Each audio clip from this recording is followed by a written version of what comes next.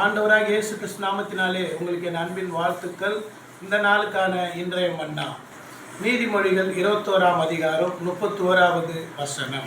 குதிரை யுத்த நாளுக்கு ஆயத்தமாக்கப்படும், ஜெயமோ கர்த்தரால் வரும். பாருங்க, போர் குதிரைகள் யுத்தத்துக்கென்று ஆயத்தம் செய்வார்கள். அதற்கு சரியான பயிற்சி கொடுப்பார்கள், ஆகாரம் கொடுப்பார்கள், தயார்படுத்துவார்கள்.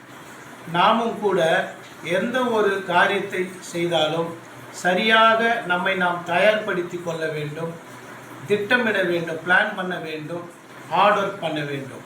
ஆனாலும் கூட வேத வசனம் சொல்லுகிறது, நம்முடைய ஞானமோ பலனோ திட்டமிடுதலோ அல்ல, ஜெயமோ கர்த்தரால் வரும் என்று சொல்லியிருக்கிறது.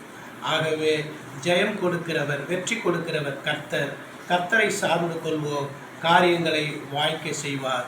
நாம் ஜெபம் செய்வோம். தகப்பனே, இந்த வசனத்திற்காக ஸ்தோத்திரம். ஒவ்வொரு நாளும் கர்த்தாவே இந்த வசனத்தை ஆண்டவரே அப்பா பேச ரெக்கார்டிங் பண்ண கர்த்தர் கிருபை தாங்க. இந்த வசனம் மூலம் அநேக பிரயோஜனப்படட்டும், ஆசீர்வதிக்கப்படட்டும். ஆண்டவரே, ஜெயம் கொடுக்கிறவர் நீர். ஆண்டவரே, இதை பார்க்கிற மக்கள் தங்கள் காரியங்களில் ஜெயத்தை கொடுங்க, ஆசீர்வாதத்தை கொடுங்க, கிருபை தாங்கப்பா. இயேசு கிறிஸ்து மூலம் பிதாவே, ஆமென். கர்த்தர் தாமே உங்களை ஆசீர்வதிப்பாராக. ஆமென்.